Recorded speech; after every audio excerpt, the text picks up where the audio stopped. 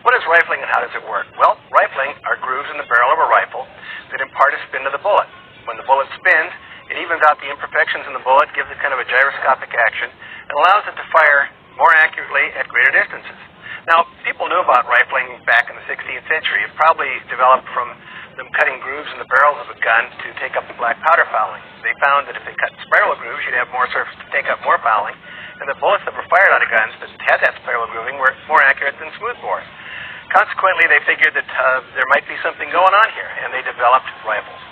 Now, the early rifles generally were loaded with a patched ball. In other words, you had to have the ball be able to grip the rifling. So you either use a patch, or sometimes they would even hammer the lead ball down the barrel to grip the rifling.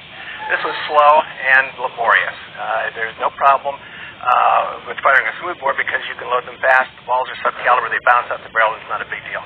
Rifle, not the same thing. Now, this is a very early example of a rifle. This is a German Jaeger rifle from about 1690.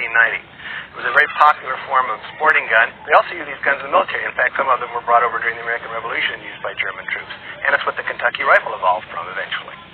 So they needed something simpler. What they came up with were mechanically fitting bullets such as the Brunswick, the Whitworth, the Jacobs, in which the bullet might have a belt on it, or it might be shaped to actually fit the rifling itself. The rifling would be a hexagonal, the bullet would be hexagonal, and it would be a little easier to load and give you greater accuracy. Then, in the early 1850s, a Frenchman named Claude Etienne Minier came up with a terrific solution for the military rifle. He invented a bullet that had a hollow base, and it was subcaliber. You loaded it down the bore, like a muzzle loader. When you pulled the trigger, the gases expanded the base, and it would grip the rifling and spin the bullet. Revolutionary, practically every major country in the world adopted it. It was the major gun used during the American Civil War.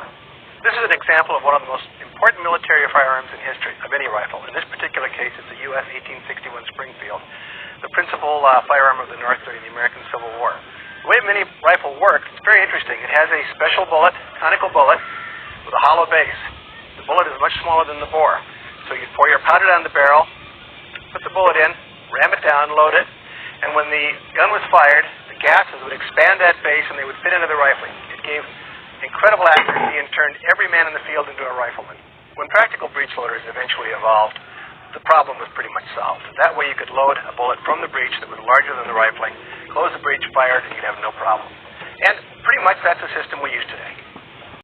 But when fired, as this high-speed camera footage shows, it loses stability in flight. It doesn't have good aerodynamic performance.